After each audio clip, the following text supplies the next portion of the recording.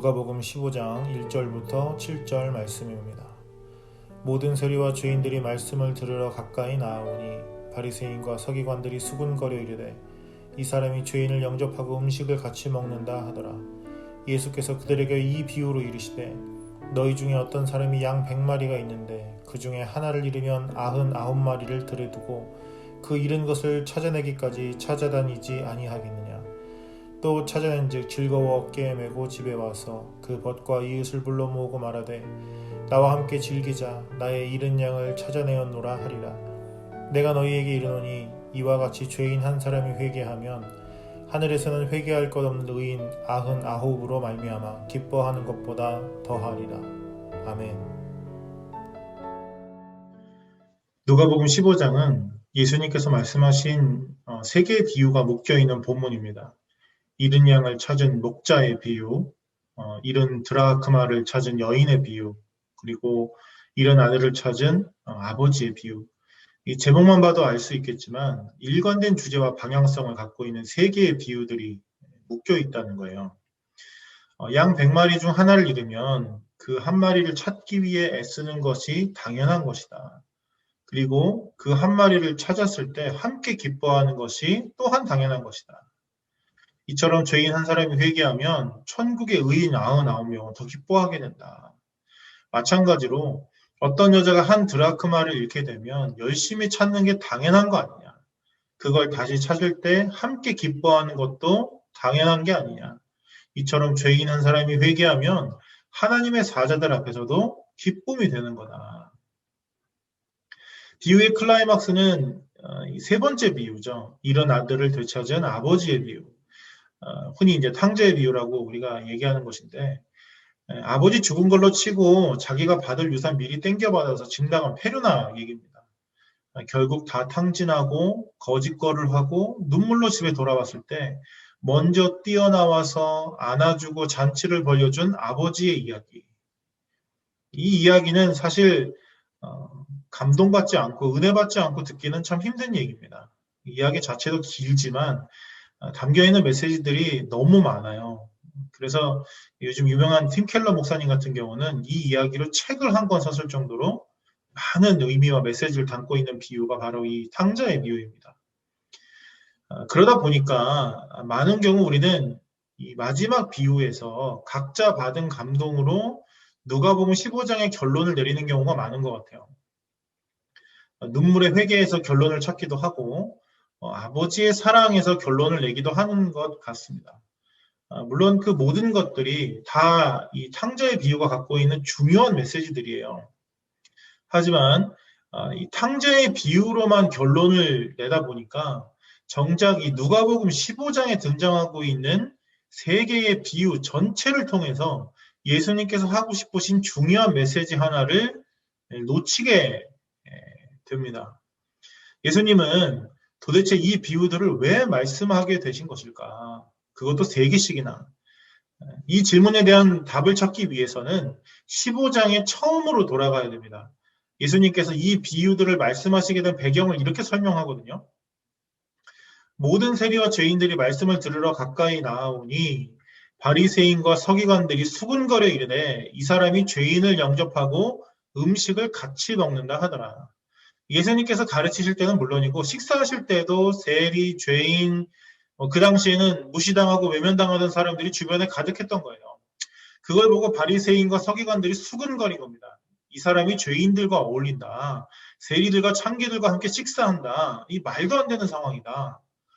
이렇게 비난을 하니까 그래서 예수께서 그들에게 이 비유로 이르시되 하게 된 거예요.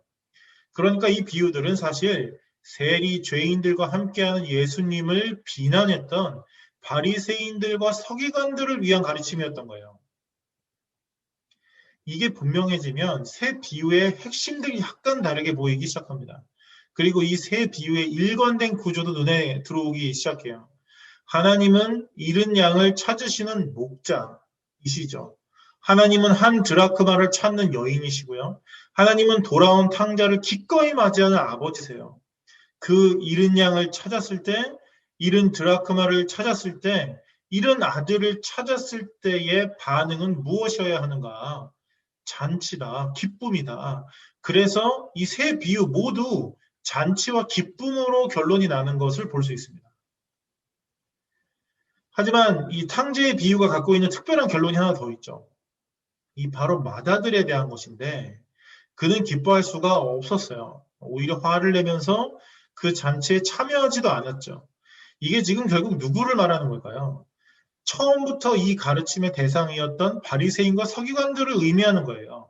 너희들이 지금 이런 상황이야. 하나님은 이른 양을 찾기 원하신다. 이른 드라크마를 찾기 원하신다. 정말 간절히 원하신다. 이른 아들을 찾기 원하는 아버지처럼 그렇게 절실하게 원하신다. 그런데 그 양을 찾았다. 그 드라크마를 찾았다. 그 아들을 찾았다. 그걸 보고 잔치하며 기뻐하는 게 당연한 거 아니냐. 그런데 너희는 지금 어디에 있는가? 무엇하고 있는가? 이 맏아들들아 라고 말씀하고 싶으셨던 거예요. 그러니까 이 맏아들 이야기는 사실 탕자 비유의 부록처럼 껴있는 이야기가 아니고 누가복음 15장에 등장하는 세 가지 비유의 결론에 해당하는 것입니다. 여기까지 오면 우리는 지금까지 누가복음 15장을 읽으며 던져왔던 질문들과 다른 질문들을 던지게 됩니다. 우리는 하나님의 이른 자들을 찾고자 하시는 그 간절함에 과연 공감하고 있는가? 이른 자들을 한 명 한 명 구원해 가시는 하나님의 그 은혜들에 함께 기뻐하며 잔치하고 있는가? 세리와 죄인, 창기를 가리지 않고 아니 오히려 그들을 찾아가시며 함께 하시고 구원하시는 하나님의 그 놀라운 사역에 우리는 동참하고 있는가? 아니면 마다들처럼 바리새인들처럼 서기관들처럼 교회라는 테두리 안에 주저앉아서 교회에 어떻게 저런 사람이 있냐고 하나님이 어떻게 저런 사람 구원하시냐고 교회가 사람도 못 알아보고 아무나 받아들인다고 비난만 하고 있지는 않은가? 이 질문들을 이렇게 바꿔서 질문해 보면 더 분명하게 드러날지도 모르겠어요. 지금 내 주변에는 내가 좋아하는 사람들이 많은가? 아니면 하나님이 찾으시는 사람들이 많은가? 지금 내가 만나는 교회의 어떤 성도들은 나와 비슷한 사람들이 대부분인가? 아니면 내가 이해하기 어려운 사람들이 대부분인가? 개인적 차원에서도 그렇고 교회적 차원으로도 마찬가지입니다. 내 교회를 구성하고 있는 사람들은 대부분 어떤 사람들인가? 내 교회 안에 세상에서 무시받고 외면당하는 사람들은 과연 얼마나 되는가? 내 교회는 과연 우리와 다른 사람을 향해 얼마나 열려 있으며 얼마나 수용적인가? 혹시 새로운 사람이라도 교회에 들어오면 우리는 그 사람들을 어떻게 판단하고 어떻게 대하고 있는가?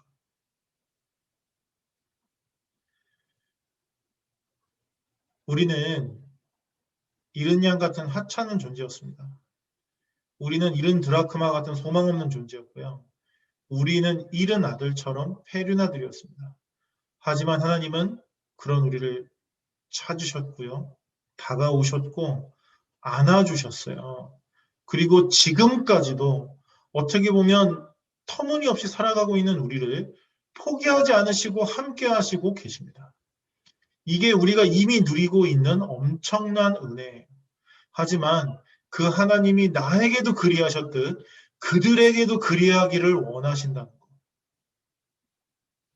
심지어 우리를 통해 우리와 함께 그들에게 그리하시기를 원하십니다. 그들에게 찾아가지고 그들을 안아주고 그들과 함께 하기를 원하신다. 하나님의 그 사역에, 하나님의 그 기쁨에, 하나님의 그 잔치에 우리를 초대하시는 거예요.